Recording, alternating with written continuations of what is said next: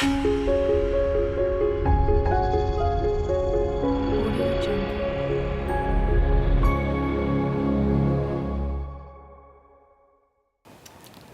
and welcome to our newest Leaders in Liberal Arts alumni webinar series. My name is Jason Broadwater. I'm our Assistant Dean here in the McAnulty College and Graduate School of Liberal Arts at Duquesne University. Today we're focusing on the liberal arts education. A lot has been written about liberal arts is it still a good career path to go into? Is it something that a prospective college student should consider? Does it lead to employment? There's a lot that has been written about that in recent publications. In the spring of 2015, the McAnulty College of Liberal Arts will be offering a new pilot course for students here in the college called Liberal Arts in Action.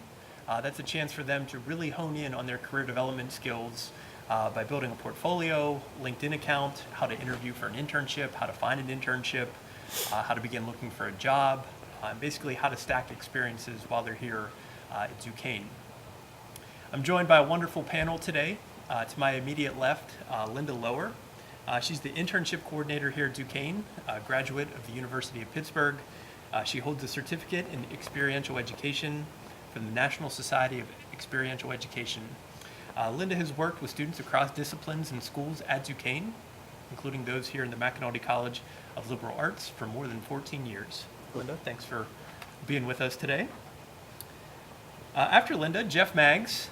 Jeff is the Chief Client Officer for Bruner, which is a full-service integrated marketing agency here in downtown Pittsburgh. Jeff is a graduate of the McAnulty College, and as one of Jeff's colleagues said, don't be fooled by Jeff's brawn because it comes with a lot of brains behind it. A great account conductor in his own right, Jeff brings tremendous leadership, energy, enthusiasm, and strategic insight to Bruner's clients. Jeff is also a part of the college's alumni advisory board as well. And after Jeff, we have Paula Andrus. She's an undergraduate degree in anthropology from West Virginia University and an MA degree in applied anthropology, archaeology from Mississippi State. You're probably wondering the Duquesne connection. In the southeastern United States, Paula has professionally excavated several prehistoric and historic sites for the National Forest Service, and also in the Northeast for a number of cultural resource management firms. She earned a master's degree from Duquesne.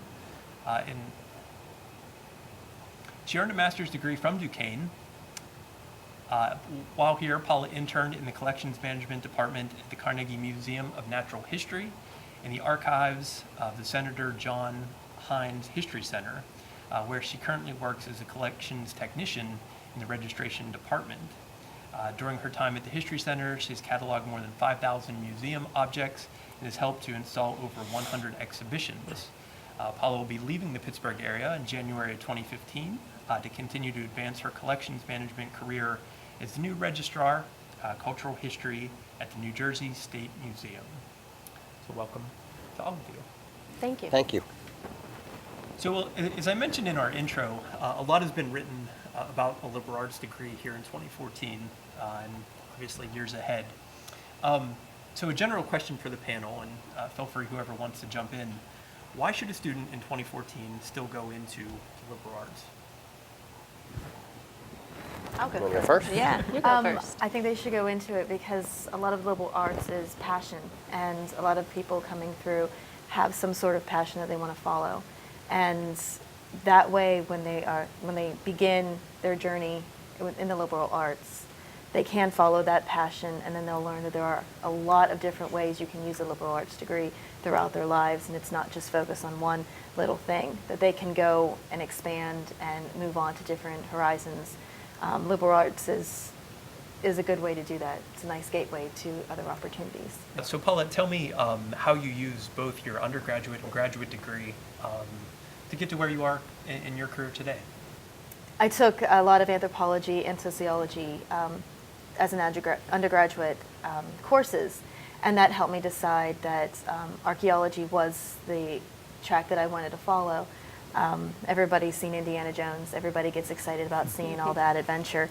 But my liberal arts classes helped me realize that it wasn't just adventure. There's a lot of science and a lot of learning involved in education in that path. So, and I just loved it. I loved finding out where people used to live, how they used to live, and all those different things that led me to the archaeology background.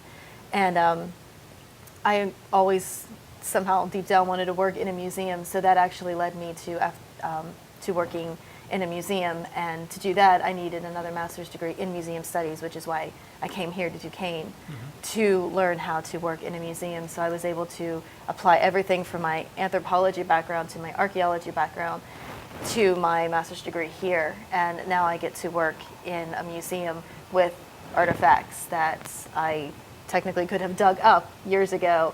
So it all comes full circle. Sure does. Jeff, Linda, how about for you? Why in 2014 should a student thinking about college have a liberal arts background? Good. Oh, okay. After you. I would say that employers find liberal arts, a liberal arts education it's a well-rounded education, and it provides students with problem-solving skills.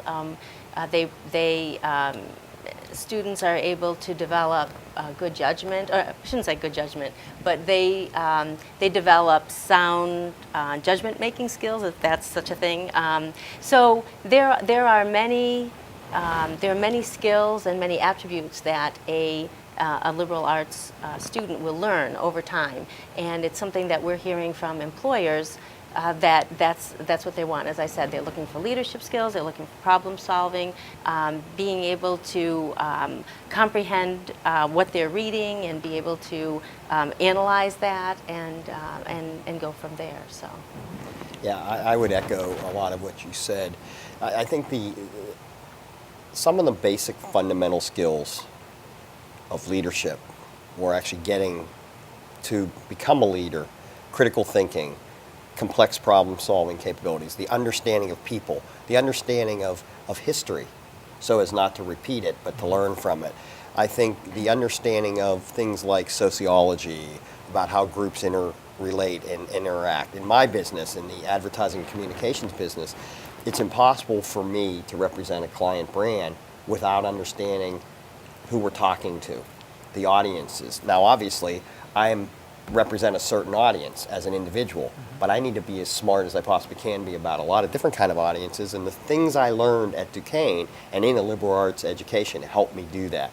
And I would say communication skills.